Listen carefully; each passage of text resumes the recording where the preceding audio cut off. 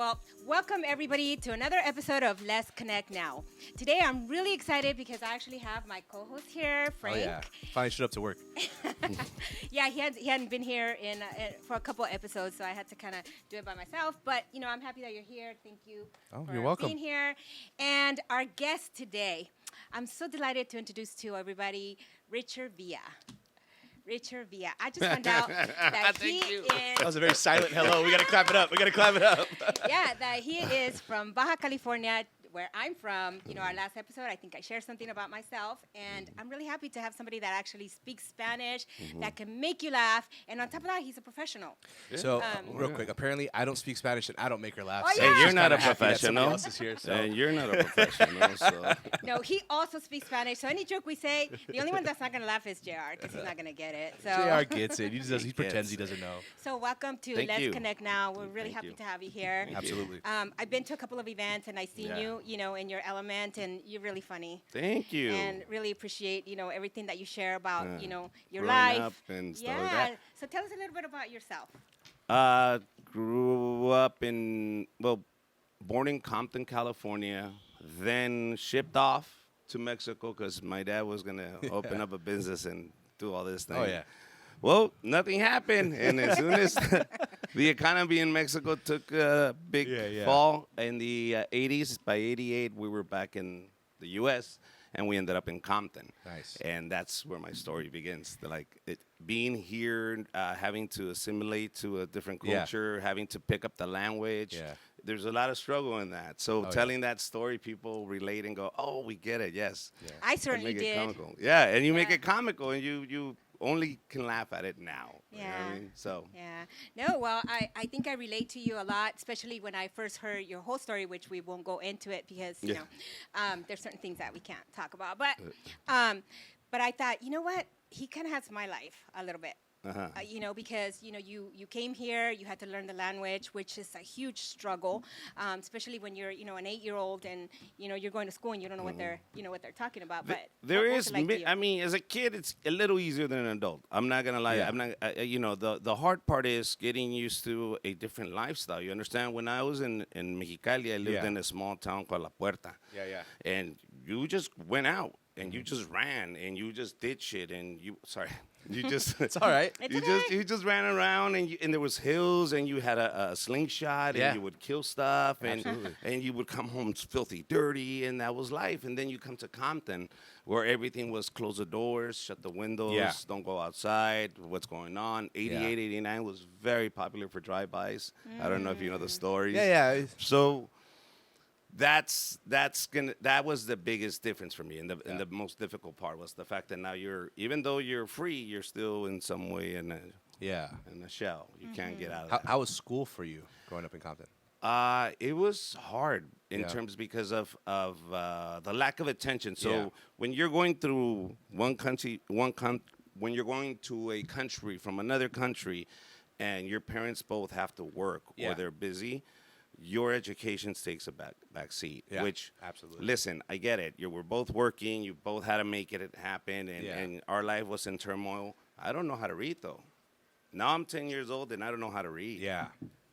English or Spanish, anything. Do you understand me? So now they go and they start testing me, and they say, "What do you mean he doesn't know how to read?" Like my parents were surprised. What do you mean you don't know how to read? My dad grabs a cereal box, says, "¿Qué dice ahí?" Conflace. And he says, "Ya ves si sabe." And my mom's like, "Idiota. Todos sabemos que es el conflace." He's talking about cereal, by the way. Yeah, conflace. And she handed him a box of Cheetos, and he said cornflakes. Conflace. There you go. Cheerios. I said Cheetos. Exactly. So my dad was like, he knows. So it was my first struggle. And then after that, after they found out, they understood the importance of it. And they understood how horrible that was. It was like, dude, you're 10 years old. You can't read. Like, if we don't do anything about it now, you're not going to learn anything. Yeah. So my mom just said, okay, sit down. Vamos a leer libritos de Condorito y Hermelinda Linda and all these Mexican comic books. And that's how I learned how to read. I learned how to read in Spanish first. Yeah. And then little by little, my mom started taking English class, and she started teaching me how to read in English. So you mean in Mexico you didn't go to school? No, I did go to school, but there's a bigger story behind why nobody was paying attention to this kid. Okay. So, I mean, we can get into that one, but it's going to be more time. That's for the therapy episode. We're going to get there. Yeah. But that was my first hurdle, getting to the U.S. and not knowing how to read, and everybody was so ahead of me that I got lost in the shuffle. People were not paying attention. And it happens, you know. So, just kind of thinking about that, right? Did you find comedy at a young age because of that? Like you were trying to deflect away from that stuff, and you were trying to find, or did you become funny later on in life? Did you find that comedic? It was later. It was the drunken nights when my dad worked as a security guard at a bar. That remember, we left when I was 3. Yeah. So my dad goes and he starts opening up new businesses. He has security guards. So at night he would come. I'm 5 years old. Yeah. And he would come and wake me up and say, "Mijo, vente, 3 in the morning." And he'd give me a beer and a cigarette. Órale, cuéntale los chistes que te conté. So my dad taught me all these jokes, all these nasty Pepito jokes. See? Pepito jokes. And when I started telling him, he would give me $1. Yeah. But the problem is my mom and him would then have a huge argument because it's a Wednesday, it's a Tuesday, and they're like, he has to go to school. Like, he's going to show up at kinder smelling like Marlboro Reds. So now we know why he didn't know how to read till he was 10. Exactly. So he was up till 5 in the morning. The lifestyle that I was living, the people that I was with, my parents, unfortunately, just didn't know that those type of things you don't do to a kid. So So that my humor comes from that because I come from 5 boys. Oh, yeah. So what made me stand out of all of them was that I was always willing to do something funny. Yeah. I was always willing to be the clown. Yeah. Wow. So that's where you found passion to be for comedy. Yes, that and the fact that my father was a huge fan of Luis de Alba. Yeah. Oh, okay. Huge fan. I mean, we're talking about when you would go to the video store. Yeah. My dad would say, "Okay, mijo, lo que tenga Luis de Alba, tráetelo." Whatever movie he makes. Because Luis de Alba was pumping them out in the 90s like crazy. Yeah. But he was a huge fan, so I gravitated to that. Artists like Polo Polo, Luis de Alba, Rafael Inclán, all those comedic movies for me were great because my dad would enjoy them, and I got them. I understood Spanish, so I would laugh right there with him. That's awesome. It's funny. Jokes hit different in Spanish too. Oh yeah, it's a different flavor. Yeah. Way different. Sometimes I watch like Hispanic comedians go like talking, and I'm busting up, and then they're like, "What do you say?" And I repeat it in English, and it just doesn't sound right. the same at all. Yeah, it definitely doesn't. Definitely doesn't. So on our last show, we talked about my upbringing, and we talked a lot about Pepito, but they didn't understand what I was trying to say. Pepito joke. To put this in context, she said it out of nowhere, and she was kind of mumbling it. So when you mumble that, what is it? She said, "Do you want to hear a Pepito joke?" But mumbling it sounded something different. I was like, I don't know if we should. That's for Let's Connect After Dark. I don't know if we want to talk about this right here. But I grew up with that.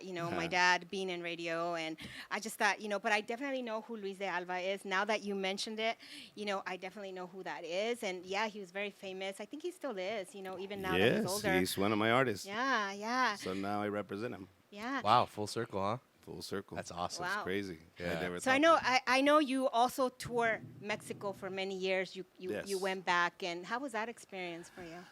It is okay. Working in the U.S., you know the system, you know how everything works. Yeah. You know, blah blah blah blah. This is done this way. Got it. When you go to a new country and you're gonna do shows, it works way different. Meaning, La Hacienda is there. Tax lady is gonna be there when the event is over. They count the tickets. They take their part before you. Yeah. I even touch the money. Oh, really? Oh, yeah. I didn't know that. There are other people also that you will have to talk to that you will have to pay because they're giving you permission to come into that city and perform. So that has to get paid. So after I saw how everything was working, I started going like, I don't know if I want to tour myself per se, but I am going to go and do specified shows that other people will put together for me. So you live in Mexico City and you say, Richard, I'm going to book you. Okay, great. Put together the event. My money's coming. I don't have to deal with anybody. I don't have to talk to anybody. Yeah. When I first started doing this, my manager was talking to everybody. Okay. And then he said, I don't want to do this anymore. Yeah. And I said, I get it. So then I got a Mexican manager, and then it's like, listen, we'll just fly you in when we need you. We will prep the shows. So it's a little different way of working, but I rather do it this way. There is no rush. Yeah.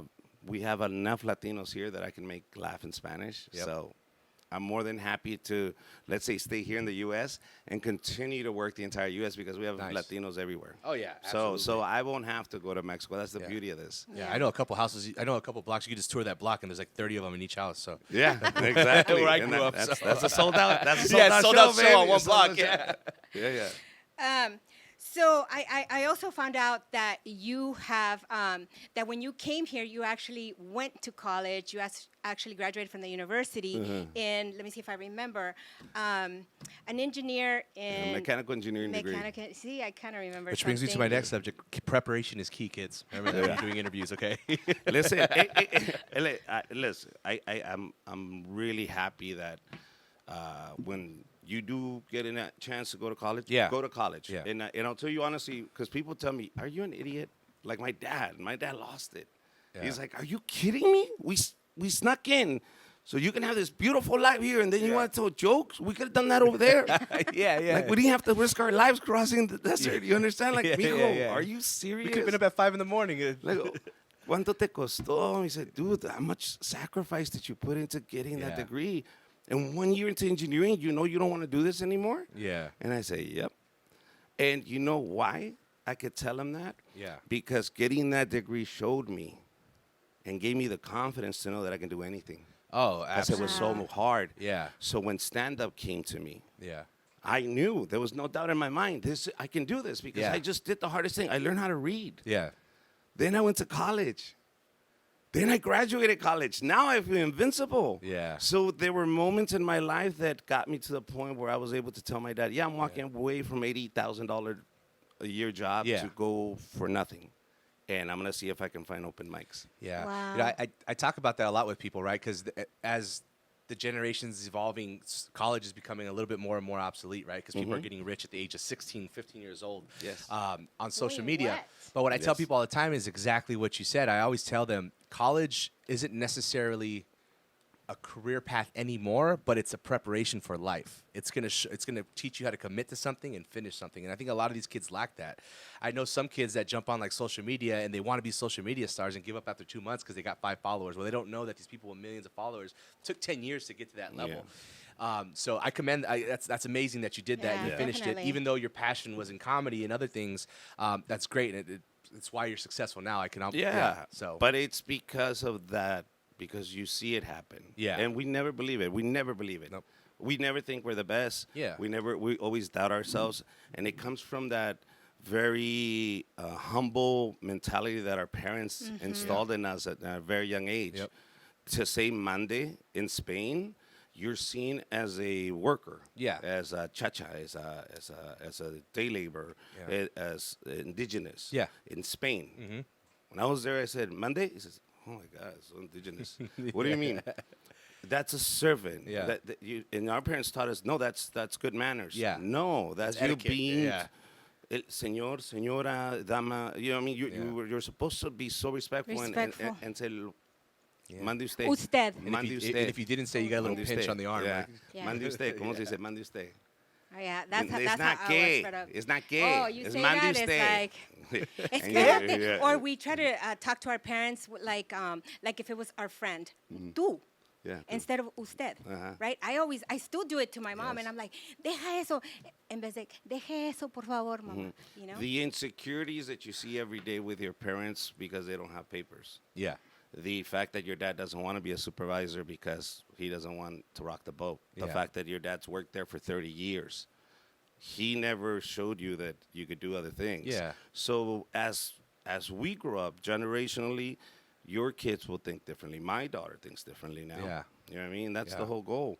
But we need to understand what we're doing to ourselves and what you're doing with your Oh, yeah. kids. Absolutely. Yeah, exactly. But you know, Exactly. here we are. I'm still alive. Yeah, My, no, my that's son was great. like, he's been getting straight A's, and his teacher's like, hey, you should join these AP classes. And he's like, Dad, I don't want to. I go, why? He goes, because it's easy where I'm at.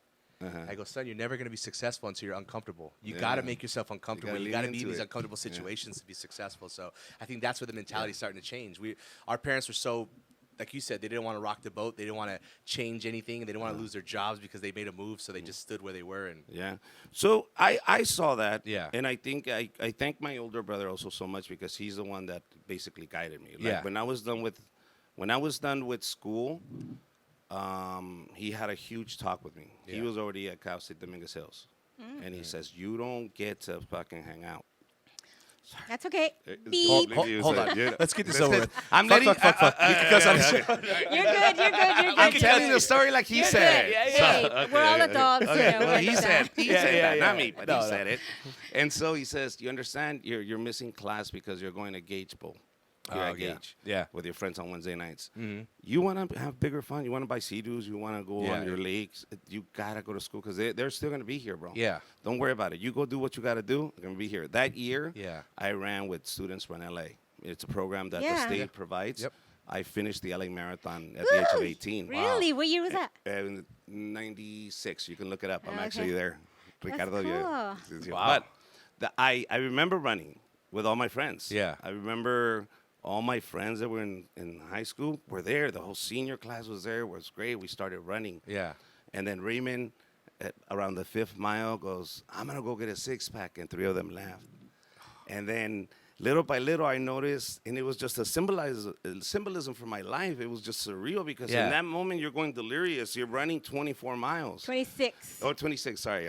And you're just running and running. Yeah. And at a certain moment, you're not even thinking anymore, but thoughts are going through your head. Yeah. It's Yeah. almost like you're in meditation. Yeah. Yeah. And I could see everybody leaving, and the last one was Mando. Yeah. And Mando was like, bro, let's walk. And I was like, I can't, bro. Yeah. I got to keep going. Oh yeah. And I just left him behind. And I remember I found myself running in the 18th mile was where I was like, I'm alone, and I still have How all these exciting. miles. Jesus. So as I'm running towards the finish line, I Yeah. see it, I sprinted, Yes. and a cop puts his foot out. One of the cop police, what? A police officer Yeah. sees me running towards the finish line, like he sees me that I have. He look at this kid trying to make it faster, right? Yeah. Cop puts his foot out, tries to trip me, and Whoa. I jump over it Why? because he's an ass. And so the 'Cause cop he's an that- ass, uh-huh, yeah. 'cause he's yeah. So and his partner hits his shoulder. He says, "What are you doing? What's wrong with you?" Wow. And I was like, yeah, so sometimes life is going to do that too. But you got to do it with your eyes open and make sure that it doesn't slow you down. You're going to have obstacles in all of these things. Yeah. And it could be the law that does it. Yeah. How But weird, because you didn't you have your shirt, you know, Everything, Kids Run LA? everything. But he, as an officer, made a mistake. Yeah. He thought this would be funny if he would scare me. Yeah. He thought it would be cute. Here's an 18-year-old kid running down, Yeah, like yeah. thinking he's Superman. He was trying to be a little funny. I Yeah. get it. Yeah. But, and it is what it is. Thinking back now, I did say, man, I should have really leaned into that leg. Oh, yeah, my yeah, God, yeah. I gotta pay for Yeah, college. Yeah, that would have been But- cool. But finish that marathon. Those are the things that mark your life. That Yeah. put you in a mindset where I was like, I finished it, and nobody was there to congratulate me. Yeah. But there is this thing that if you don't come under a certain hour, you don't get a medal. Yeah. Well, it's 7 Only- hours. It's Yeah, 7 yeah. hours. So what was your time? No, 4 hours, Wow. 40 minutes. That's something really like that. good. That's Wow. really good. That's Well, really I good. think I keep saying I talk to people, but somebody told me once that silent success is the best success. Like you said, there was nobody there to cheer you on, but those are the biggest lessons you have, right? Yeah. Because you don't need anybody. That you've accomplished that on your own, and you don't need anybody else's Yeah, acceptance. and Yeah. sometimes you're gonna just have to push yourself. Absolutely. Yeah. And so when I got there, when I was finished, nobody made a big deal out of it. Yeah. Like I came and my dad sees me sleeping on the couch, and he says, ¿Y este qué trae? Es que fue a correr hoy. ¿A dónde? Al maratón. Ah, pendejo. Dile que se ponga a limpiar allá afuera, que no esté haciendo esas cosas. Like that was their reaction Yeah. to something for me was life changing. Yeah. Yeah. And they don't get it either. So Yeah. you're like, all right, okay, I get it. I can't wait for people to pat me in the back. I Yeah. gotta move forward. Yeah. That's it. Yeah. Exactly. Yeah, I don't know if I could just share something about that, just a little bit about it. So when I came here, I was probably 8 years old, and then when I was in maybe sixth, seventh grade, they had the kids run for just run and compete against each other. I Yeah. think they still do that in the schools. And I remember I came from private school, so we would wear those black shoes with the little buckle, and I didn't have running shoes, so my teacher was like, "You're really fast. You're gonna participate in this and this and that." And I was like, "Okay." I don't know if I understood right, but I was just running. And I came in first place in all of them, but I didn't make a big deal. My parents weren't there, but everybody's parents were there. And then they had the big assembly. And they called out my name, and they gave me 2 medals in a little box. They were golds for first place, right? And I was like, okay, and I remember running home so that I could show my parents. And they were like, what is that for? And I was like, oh, because I ran, and I did this, and I did that. And they're like, oh. But my mom saved them. Years later, when I started running, because I was been an avid runner, marathons, and all this, my mom hands them to me, and they're really old and rusty. But now they couldn't be more proud. And I always remember everybody's parents being there, but mine were not. They were working. They had no idea those things even existed or happened. And I remember begging for my first running shoes. And I remember them being $40, and my dad was like, well, what are you going to do for it? ¿Qué vas a hacer? Are you going to go work with us? Are you going to do this? Are you going to do that? It was so sad. How old were you? Probably maybe at that time, maybe 11. Oh, no, your dad did right. Yeah. Yeah, your dad did good. And I was like, but I want those dad, shoes. No, your dad did right. Your dad was good. He's exactly. Me and my wife do these things called learning lessons, where we find situations in life and go, okay, Oli today is going to learn about disappointment. Yeah. Oli today is going to learn about earning. And we'll put obstacles on purpose because we can control it. And it's us consciously making sure she's a good person. Yeah. And that's awesome. has a certain work ethic. Yeah. That's and good. Appreciates things. Well, we're going to pause for just a few minutes. We're going to take a small break. I know that we're talking about something really good, and I love talking about running, but... So we'll be back in a couple of minutes. Yeah, Yes, I won't be for talking about running because I'm not good at it. So yeah, we'll talk to you guys later.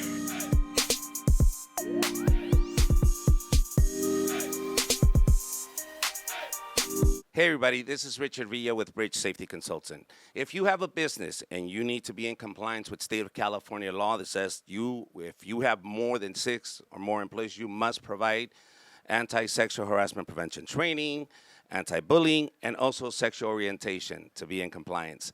Reach out. You can go to my website, check out the other services that we can do for you. Hablamos español. ¿Verdad que sí? Sí, hablamos español. Well, Richard, so what made you, let's go into, now that we know a little bit about you, we know you got a big old medal for running the LA Marathon through Kids Run LA, which is a great program. So let's get into the businessman now, and this company that you represent, Bridge Safety Consultants, where you focus on sexual harassment training. Tell us a little bit about that.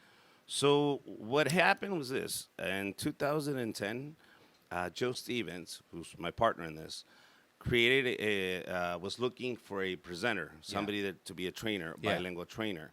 He was the head of the task force in Sacramento for safety with Arnold Schwarzenegger was as governor. Yeah. So he served under him. Okay. Then in 2001, he opens up Bridge Safety Consultants. In 2010, the company really had success. He had a couple of other trainers. Yeah. But he said it was lacking something. Yeah. He says, they're very professional. They all know their OSHA standard regulations, and they know everything. So he says, I want a comedian, a bilingual comedian. So he Googled best Latino comic. Yeah, and I was yeah. #1. Oh, wow. And I was like, I paid $200 for that, by the way. So When it's Google true. ads first started happening. And do you know why I paid that? You know why I paid those $200? And you know why I used that name? Because Gabriel and Willie and all these Latino comics were not happy with that term Latino comic. I don't want to be known as a Latino comic. I want to be known as a comic. Yeah. I should just be a comedian. Yeah. I don't care. You can call me whatever you want, but this helped. Yeah. Because their lack of not wanting to use the word Latino helped me be the first one on that page and stay there for months and years. Awesome. I think Wow. I'm still there or the second one. But he Googled it. I was one. In 2010, he approaches me and says, I know you're touring. I know you have your tour dates. You leave Thursday nights. But I need a presenter. And I have this idea of putting it together with comedy. And I said, what do you want me to talk about? I want you to talk about sexual harassment. I want you to talk about safety. I want you to do safety meetings for my company. I want you to talk about all these things. You're going to do trainers. You're going to do certifications for forklifts. But I want you to do it in a way where they connect with you. You're very engaging. Yeah. So he went and he saw one of my shows. He says, what you did on stage, do it at the companies. But do it under these guidelines. Oh, so, yeah, he's like, exactly. Yeah. I don't want us to get super sexual harassment. Exactly. So what happened is we were a great team. I said, I love this because I get to go perform, basically, at 11 o'clock in front of all these ladies at the LAX Hilton. Yeah. Todas las señoras allí. Y yo dándole una clase. I'm giving them a class in Spanish on proper lifting. Because they're getting hurt moving the mattresses or demonstrating it. But you got to keep it engaged. I bring cumbias, merengue. Oh, my gosh. I put music really? on. There's a spinning wheel. It becomes an event that Yeah. people go, why are they going bananas? Because I'm rewarding them with an incentive. I give them a small token of money. For example, they said, why don't we do this logos from the company? No. You don't understand. Yeah. This lady comes here every day and works really hard because she needs money. Yeah. If I give her $20 and she can double that to 40, that's a gas tank for her. Oh, yeah. That is a huge help. Yeah. Our grand prize that I do these meetings, these safety meetings for, are $100, and they double that to $200. That's half their pay. Wow. Oh, wow. You just gave them half their Yeah. pay, and they took care of a bill. That's awesome. And they learned safety. Oh, yeah. So I do this monthly for several companies, and now that the state makes it mandatory, if you have a small business with 6 or more employees, you must provide sexual harassment prevention training. It's a 1-hour trainer that you must comply with. What happens if you don't? And this is where I'm being faced with these small businesses. Yeah. What was that? Avocado Burger in Moreno Valley. Yeah. The owner of that restaurant, he's a Latino. He's from Zacatecas, Jerez. He has 3 avocado burger restaurants. Okay, he started as a dishwasher. Yeah. He almost lost the avocado because of a situation of sexual harassment. His lawyer started going through when he hired his lawyer, he says, if this happens, what's going to happen to my businesses? First of all, you're not in compliance. You have to train them on sexual harassment prevention training. Yep. You can't force somebody not to do something if they were never told, if they don't know. Yeah. Do you understand? If for example, and this is a really simple question. You're a business owner. Yeah. Okay, you have a supervisor. And your supervisor, don't take this the wrong way, comes to you and you're another employee. You work under him. And he says, hey, listen, sleep with me and I'll give you a $3 raise. Yeah. She says, hold on, I'm in. Yeah. Okay, you're the owner. You found out that this happened. You're going like, this is not supposed to, this is a crime. Quid pro quo, what you just did as a supervisor is not okay. Yeah. Now, you look the other way because you don't want to rock the boat, because you don't want to have legal issues. You just tell them they shouldn't have done it. The other employee is now going to complain because it's fair. I'm the victim. You don't understand this. I was supposed to get those $3. Let's say, now what do? Okay, then I'm going to fire my supervisor for doing that. Do you fire her? Because whatever other supervisor you bring, you run the risk that she's going to go again. Hey, I know how this works. Can you fire her? I would say no. Because they didn't know. They weren't trained, right? Kind of like what you said. Okay. Yeah, I just liked him. Yeah. So I said, Yeah. Okay. So you can't fire her. Yeah. Because you haven't trained her, right? So she stays in your company. You still need a supervisor. Now you have to keep your eye on her and the supervisor, make sure this doesn't happen again. Wow. Do you understand? Yeah. Okay? Okay. As a business owner, you own avocado burgers. Yeah. You don't want to lose your franchise of avocado burgers that you worked so hard for because of a legal thing that you didn't know about. Now, if you train them and she does this quid pro quo, you as an owner can eliminate that cancer from your company and say, no, that's not how we're going to do business here. But how do you deliver the message? You have to be transparent. Yeah. You have to show vulnerability. When I do my presentations, they're laughing. Yeah. They're amazed. They're surprised. And there's a million questions after my explanations. Why? Because they get more in depth into the stories of scenarios that I'm setting up for them. And they're so entertaining that they'll, ¿y qué le pasó al señor después? ¿Y al otro señor qué le pasó? Y la señora que, y el muchachito que le tocaron las pompis, ¿qué pasó? I mean, they literally, they don't want to Yeah. leave because they want to hear the ending of these stories, even though the point was made. It's engaging. So it's so engaging to the Yeah. point. Sorry, I'm tooting or Tooting your own- tooting Yeah. my own horn. It was a company that as soon as because they need to be in compliance, so you have 100 employees. Yeah. So one day is day of training. So as they were coming in, there was already another line because they had heard from the earlier presentation that it was hilarious. That's funny. So people were so eager, and they're like, "Guys, your meeting's not until 5 minutes." Yeah, but I want to get in the front row. Yeah, I've never. I want to see one of these shows. Honestly. because they started telling the jokes to themselves out there. Yeah. So that is what I prove to companies. I say, do you want them to remember it? Yeah. Make it entertaining. What was your partner's name again? Joe Stevens. Joe Stevens. That's interesting what you said. The first thing that resonated with me that he went out and he was looking for a comedian Who's bilingual. What I find amazing about that is that it's like he really wants to get he's not there just for the money. He wants to get the message across, and he was trying to figure out a way to engage people. But how did he think of that? That's what I don't understand. When you said that, I was trying to figure out in my head, how does this professional man is thinking of comedy?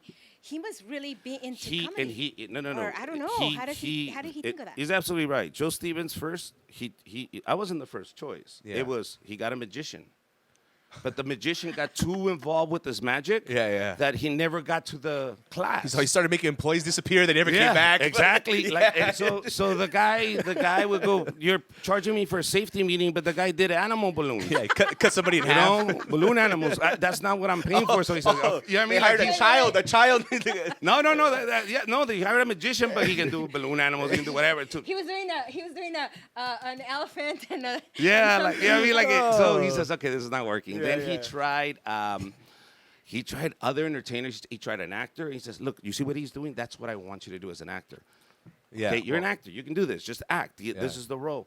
And he said, but they would go into these dark places, man, that I'm like, wait a minute, hold Stop on. crying Like, on stage. Yes, yeah. No, he says, He got people touched one night. He saw a tear coming down. No, I mean, like, literally, he was like, this is not working. Yeah. I need, and there is a huge barrier. You understand, as Latinos, I understand, because not only did I work with a lot of Latinos when I was 19, 20, going through college, warehouse work and all that, but my parents did it all their lives. So I understand when my dad would come home and say, esas mensadas que nos hacen hacer hoy, ni le entiendo. Ahí le ponen el video y uno como, ¿qué vas a ver de eso? Absolutely. No sé, fírmale allí. I would do it for him. I remember as a kid, they would bring stuff for him to do, like OSHA stuff, or listen, we're going to quiz you on this. You got to know the lockout, tag out. Yeah. So go home, read this, answer these questions, bring me back. Yep. And my dad, I knew lockout, tag out at the age of 13. Yeah. Because I was doing it for my dad. I don't even know what that is. Exactly. So this is very dangerous. If you have a machine, and let's say you're a maintenance person, you say, hey, this machine's not working. Okay. Yeah. He's going to work on it. So what he's going to do is going to turn off the power, put a lock on it, and make sure it doesn't open. I'll tell you why this is very important. Bumble's Tuna had an incident with one of their employees getting cooked inside the big tuna cooker. What? Yes. He got cooked? He got cooked. He was graveyard. His job was to clean these tanks, okay? But he was running late. Wow. So he was still inside one of the tanks trying to get it clean, okay? Lockout, tag out. Procedure is you're going to be inside this tank. I need you to turn off the machine, put a lock on it. You keep the key because you're about to enter a oven that you're going to clean. Yeah. Well, that morning, because he took too long, he was running late. He was still inside rushing, trying to get the tanks clean for the morning shift. Well, the morning shift goes, all right, let's get started. Boom. Once they shut the door, they couldn't hear him. Okay? Then they go, there's no lock. There's no tag. Oh, boom. Turn it on. Now the machine starts working. When they realized he was still inside, when they opened it up, he was cooked. Wow. Lockout, tag out. Would the tuna cans label differently for that one? Yeah, we kind of made them with a smile. Yeah, yeah. We do say that no dolphins were harmed in the making of this product. Never said no humans, So but just when you say lockout, tag out, how important is it for you as a business owner that your employees understand how important that is? Yeah, it's super sounds like important, it. and Wow. a lot of times with businesses, right, especially with businesses who employ a lot of like Latinos, minorities, right, they know it's the cheapest labor they can get. Like you said, your father would come home with videos. That's a money play, right? They don't want to spend the money to go out and get somebody like you to really explain check the it, box. 'cause Just it's check not the a box. care for the employees; it's a care for my pockets and my business. And so, what you're doing to me is amazing, right? Because it sounds like just another business. You're going there talking to people about safety, but you're really resonating with them, and they're actually taking in the information. So, what you're talking about, the lockout, right? The Tag whole out, situation. yeah. If that person would have been at your show, he probably would have done what was said. But he probably got a video at home Yes. and was just like going through the motions and Just not paying next, attention. next. Check And the it box. ultimately cost him his life, right? So, and that's why I said kudos to your partner and you for taking that extra step to actually engage people. And that's super, Absolutely. super impressive. And it is not difficult. It's if you really want to deliver a message, Yeah. you can do it the right way, and you Yeah. can make sure that you get somebody that's engaging. You Yeah. want to check the box, you can check the box. Yeah. But at the end of the day, man, what I told the owner of Avocado Burger was this: you've built too much. You're not a small business Yeah. anymore. We have to open our eyes and understand hiring my cousin is not okay. I haven't Yeah. even looked at his resume. You hire family, I get it, because you trust them, but at the end of the day, that doesn't mean they're the best employee. And then even though they're your family, and let's say you grew, you never trained your supervisors. You just said, hey, you've been here the longest, you know Yeah, everything, yeah, you're the yeah. supervisor, Yeah. but the guy doesn't know how to talk to people. Yeah. The guy doesn't know how to engage with other people, so Yeah. you have to train them. And you said a minimum of 6, right? A minimum of 6 employees. If you Yeah. have less than 6, you're good, but if you have more, Yeah, and Then- that's another great point too, because if growing a business like as a Latino employing family, you could hit 6 like that. I had 6 people living in my living room when I was growing up, right? So getting Yeah. to 6 people Yeah. is easy. Yeah. Everybody needs a job. We always got a cousin that needs a job. Yes. So as a business owner, and I didn't know this, right? I've had businesses in the past that at 6, I didn't know that I had to provide this training. this And just that's great happened information. in 2019. Okay. In 2019, Yeah. but we're in 2022, Yeah. and we are more sensitive than anything in our society. Yeah. I had a situation at a golf course, a big high-end golf course up in Palm Springs, that calls me in and says, we have an employee here that is crying and cannot breathe, and he says his chest hurts. I said, what are you talking about? Yeah, it's a 19-year-old kid in here. He was working with the gardeners out there in cutting the grass, and he said that the supervisor spoke to him too loudly. Oh. And now his anxiety in his chest, he can't breathe, and he wants to go home. What do? Take him home. Let Yeah. him go home. What do you mean, what do you do? Yeah. You have a person that can't breathe, make sure they can breathe, make sure that we get them Yeah. an Uber, make sure that we deliver their car, make sure we pamper them, make sure Yeah. because he now can say, I feel under stress. So, and if you didn't train your employees, if that supervisor didn't know that he couldn't Yep. speak to that guy, there's so many stories that I can tell you that businesses where Yeah. it became really bad for the owners. Sexual assault between men and a mattress company. They had a little game, a little tradition of checking the oil. So when you walked into this mattress company, llegó carne, señores, and everybody's like, new meat. And they would tease them, and they would tease these young kids that came from a staffing agency. So one of these kids kept getting groped. And the whole thing, the hazing thing, is everybody that's in the mattress area has to grope you. Now you're part of the group. Yeah, yeah. They're going to touch your butt. Oh, no. The kid doesn't know this. So the first time they grab him, dude, he drops a mattress. He's like, what's going on? Stop, guys. Yeah, yeah. He gets down to get the second mattress because his job is to load up the trucks. They grab him again, and now he wants to fight. And the kid starts crying, and he's screaming at him, and he's yelling. He's really upset, and everybody starts laughing. Oh, that's The terrible. kid runs outside, gets on the phone, calls 911. That's assault. You Yeah. understand? The state of Absolutely. California, Yeah. okay, when the kid walked in, the cops walked in with him. He doesn't need a warrant. They don't need warrants because Yeah. the victim is there. Yeah. Yeah. They're saying the victimizers are in there. Okay, who was it? Him. Come on, turn around. You're arrested. And don't they have videos too, like to make sure that their testimony's correct? Oh, or I is it mean, just if the word? no 18-year-old kid gets on the phone, calls 911, says they're touching my behind. Yeah. You know what I mean? They're gonna take. They Yeah. have to take that Yeah. serious. Yeah. So even though, and when this was happening, the reason I got called is because the kid goes, and the supervisor was laughing. They let go of the supervisor. Yeah. Now, the supervisor then countersued the company and said, when I came into this company, that little tradition you had was already here. Yeah. You never trained any of us till now. on what we were supposed to do. Yeah. So do you train the supervisors first, the managers, and then you do group Once a sessions, company, everything is unique. Yeah. You understand? This is not how it works. There's not a cookie cutter Yeah, here. You absolutely. have to show up and see what are the concerns, what do we need to focus on first. Yeah. And then little by little we build our trust with our employees. Meaning when you say that you're going to change, you need to change because I'll hold you accountable. And then the following month, your employees know change was made. Yeah. And your employees go, wow, our voice does matter. Yeah. Because now they can say it in Spanish. Well, now they can come to me Yeah. and say, Señor, dígale que las básculas no funcionan. Yeah. Next So- week, they're working. So can any company just, call you and say, hey, we heard about your company. Can you come and do training? Or does it have to be because of an incident? No, you want to be ahead of this. Absolutely. You want to be Yeah. proactive. You want to make sure that you took care of this because the state is asking for it. And then what else can we do? Where else are we lacking as a company Yeah. when it comes to compliance? Yeah. We have chemicals here. Are they stored correctly? Richard, can you tell us? Sure. Nope, they're not stored correctly. And sometimes we don't know. As business owners, we just grow. And we're so busy making profit that Yeah. in making that profit, there also is a liability. There is Yeah. also a responsibility for you to your employees. Yeah. So you have a list here. I have one of your flyers, and you have quite a list. So do you choose which ones, or do you go through the whole training based on Let's talk about the different trainings. One is the monthly safety training Yeah. meetings that I do. That's something I set up with your company. The sexual harassment, you don't have to hire me for a monthly safety meeting. Yeah. I'm for the people that say I really care about their safety. I really care about the morale. There's Yeah. a produce company that says, you know why I keep you? Because my employees don't leave now. That's awesome. That's I keep awesome. you because my employees don't leave.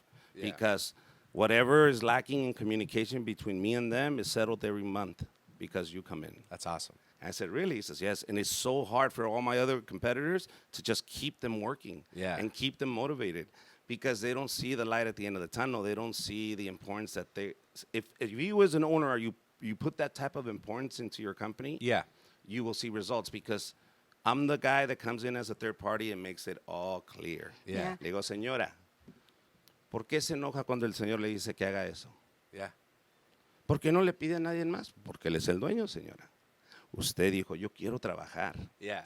Mientras que este señor le pague la misma cantidad, el trabajo de él, de este supervisor, es saber cómo utilizar a Yeah. las personas que tiene a su disposición. Can you come to my house and talk to my wife and Yes, just be exactly. the man for all this? not just that. You know what I'm thinking about too? I mean, with the lack of education, with a lot of the people that come here to work, whether it's in what is it, nurseries and in different places, they're so used to talking to each other in a certain way, right? So now you're educating these parents that might have daughters or Yes. sons. Now they get to bring back that information to Yes. try to protect their daughters and their sons because it's real. Yep. Well, because in our society, they're going to realize, hey, that's not okay. Exactly, exactly. You come into something that we discuss in these meetings now that is required is Yeah. gender identity, gender identification. What does it mean now in the workplace? Yep. You as an employer, you have to understand when your employee shows up and says, I don't want to be Juan anymore, I want to be Juanita. Yeah. What you say after that is going to determine what Yeah. he's going to do next. Can't Do you check the oil. understand? No more checking oil on the mattress. No. But you telling him, Yeah. "Estás loco, Juan." No. Yeah. He now has enough to go. Are you serious? Yeah. It's not up to Don't him. you know what my rights are here in Yeah. California? See, you have to understand that I am Juan. Tomorrow I'm going to live my truth as Juanita. Yeah. You- Well, I think that's important, right? Because we're talking a lot about the employee, but I think if I'm reading this correctly, a lot of your job is also to protect the employer. Yes. Right? Because this is a twofold situation where I want to protect the employees and let them know you have rights, but I also know there's people out there that are trying to take advantage of the employer. I know people that dedicate themselves. This is so sad, man. There was a comedian Yeah. that had the disability. Yeah. Okay. And he would use that disability where he would go to mom and pop and he would target Mexican, Latino businesses because he knew that they would do it themselves because they're trying to save money, cut corners. He would walk in, and as soon as they didn't have a handicapped stall, he would call the lawyer. The lawyer will then send a letter to the business and say, or we can settle out of court for $5,000. Yeah. And he would do that all day long. He would Well, that's get what happened 2,000. here. It happened here upstairs with one of the businesses, and she came in, and all because her ATM machine was higher than the person in the wheelchair could reach. He had to actually, or she had to take it to him. Yes. So he found the opportunity to sue her before she didn't even know it was a problem. Yeah. And she came here. So you need somebody that's Yeah. educated with those type of regulations that say, compa, no. So Yeah. let's not But do now this. goes, Let's do that. but see, I as soon as she described that incident, I thought, okay, it made sense. It does. Because it is discriminating against. Okay, so should I but- get punished for not knowing myself as a business owner? See, the problem as a business owner, you are liable. Yeah. You become responsible for that person as soon as they clock in, as soon as they're in your property. Yep. Meaning, you have to understand, when I get in there, I tell them, hey, this hanging out in my parking lot, drinking after work, Oh, not yeah. going to happen. Get out of my parking Yeah. lot. You can drink right outside. Well, But not in here, because if you get hurt here, I'm still liable for you guys. I heard of scenarios where the employer can be liable while the employee's going home. Like that drive home, there's still a little bit of liability there. No. Okay. Once see, you that's clocked good out and clarity. you left the property, Yeah. fine. If Yeah, I there's clock out and I'm still in your property, Yeah. even though it's 6 hours later and I get hurt or somebody hits me, you are liable as an employer to take care. Huh? Doesn't matter. You are in my property. You are Yeah. under my responsibility. Now, if you are going to a restaurant to do a business meeting, Yep. now, and you Yeah. get into an accident, we are liable because I told you to go to that meeting. Yeah. In a business that I'm in, right, we have people who are doing the same thing, but on websites, ADA compliance. So what that is if Check the somebody box. jumps on Yeah. a website and there's nothing for the hearing impaired, they automatically sue, settle, move on, right? And it's a tough situation that a business is in because a lot of this is just a money chase. Yes. But at the same time, we got to be educated because there is a time where there's a person who really needs those Yes. those accommodations. So how do you fix this? Educate. educate. That's the key. Save that lawsuit of $5,000. You could have hired me for $500, and I would have taught your staff, hey, and I would have reminded you, I need bars in this bathroom, okay? Yeah. Before you go, make a note. Yeah. I need you to put bars because this is what's going to happen. And they go, okay, let me go get those bars. Yeah. Great. And that cost them $500. But not just go through the motions. Hire somebody like you that's going to resonate with people, and they're going Yes. to want to. They're going to want to be in these meetings So and listen. Joe Stevens brings me 12 months of classes, Yeah. including sexual harassment. He says, make it yours. Make it your own. Present it to me, and I will tell you what's okay, what's not okay. Yeah. I went extreme, and then he said, all right, we have a lot of work. So I don't want to get sued for the things you're teaching not to get sued. on. Exactly. So then he brings it down, and then he says, there. Yeah. We fought. It wasn't something we just said we're gonna do. No. Yeah. I want to know how I'm gonna be so insightful. How am I gonna grab them? Where am I gonna make them laugh? Where am I gonna make them listen? Yeah. And Joe, as he saw it, he was like, "Great. We just finished taping it on Monday. The whole presentation. That's awesome. And we involve personal stories. I involve my brother's stories. I Yeah. involve situations and different. Yeah. Because all I do is dive into it, and it's like me doing a set at the Comedy Store. Yeah, yeah. So I know my set list. This, the way it's Yeah. set up, this flyer, I don't know if people can see it. This is my set list. Yeah. This is how I do comedy. Just Yeah. how you see this paper. And because Joe's told me, how would you feel more comfortable reading Yeah. this? Give me this. Yeah. Put a little dot. I know where I'm going with this. Look, each of these, this is an hour. So in order for me to pull an hour, there's stories and jokes yeah. and anecdotes and all sorts of things for me to be able to give them something to take away and say, I remember that Yeah. joke. They go home and tell their own stories. Yeah. I've seen people post it on their Facebook, awesome. a joke, and then tag me on it, and they were from the safety meeting. I like how he pulled you in. I don't know why I imagine him saying, "Hey, man, I love the joke about the oil change, but stop bringing people up and doing an example on stage. You gotta dial that back." Right? This is very entertaining. I know we could go forever and ever and ever, but we're our time is coming to an end. But with that said, I just want to say one last thing. So there's more attorneys willing to help the people who want to sue, than there is attorneys that are willing to help the business that's being There sued. is no money in helping. Oh my gosh. So There is I no just had to money. say that because we went through so much trying to help her. We finally did, but she did get sued and she did have to settle out. But sometimes we gotta do what we gotta do, Yes. and we gotta hire someone like you. Yeah. to just for peace of mind. Yeah. And you got to understand, you're not a mom and pop place. Yeah. I'm not trying to get rich off of this. All I really like is the fact that old ladies that look like my mom come up to me and say, "Ay, señor, usted habla tan bonito." Oh, and not just that. That reveal like, "Ay, señora." But not just that, you get to do something that you love, and course, and really enjoy. People making people laugh. and they go, "All right, this is great." No, so my monthly meetings, people know that I have people bringing me stuff. I said, "Guys, we got to stop the bringing of the stuff." Yep. You understand? I cannot take any of this stuff. Yeah.